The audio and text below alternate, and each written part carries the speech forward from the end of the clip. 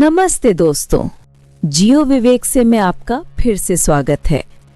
आज की कहानी सुनकर आपके रोंगटे खड़े हो जाएंगे और दिल की धड़कनें इतनी तेज कि कानों में घंटियां बजेंगी। अंत तक सुनिए, क्योंकि ये कहानी सिर्फ सेक्स की भूख नहीं, ये एक औरत की टूटती हुई संयम की आखिरी दीवार की कहानी है। मेरा नाम है राधिका, उम्र 29 साल।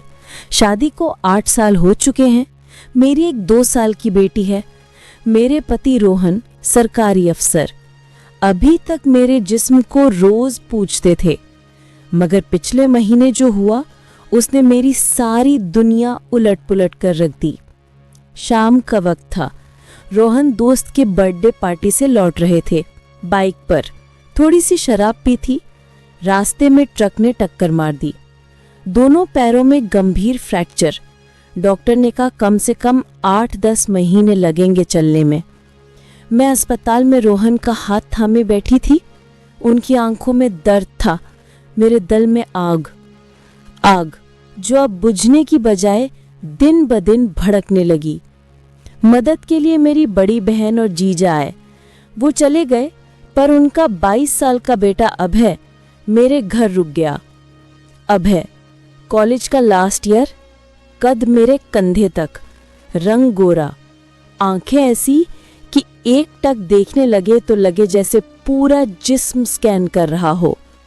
शादी के बाद पहली बार मिला था मुझसे।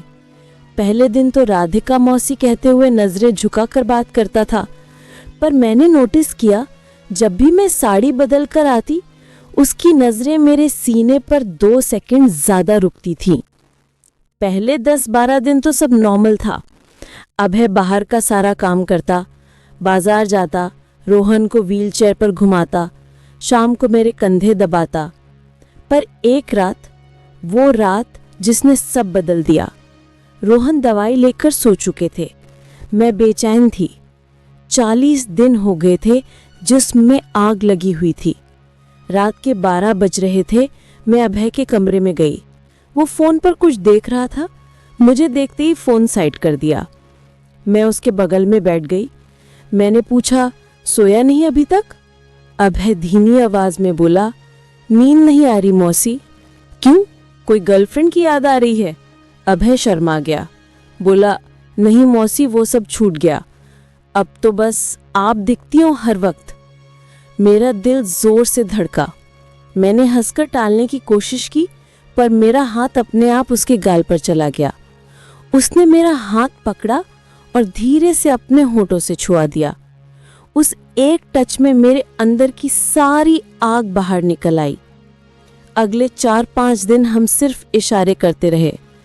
मैं जानबूझकर गहरे गले वाली ब्लाउज पहनती, झुककर कुछ उठाती तो उसकी आंखें वहां जम जाती। एक दिन किचन में मैं दूध गर्म कर रही थी। अभय पीछे से आया। उसने मेरी कमर पर हाथ रख दिया। मैंने पीछे मुड़कर देखा। वो बोला, मौसी, मैं और बर्दाश्त नहीं कर पा रहा। मैंने कुछ नहीं बोला, बस गैस बंद की, उसका हाथ पकड़कर अपने कमरे में ले गई।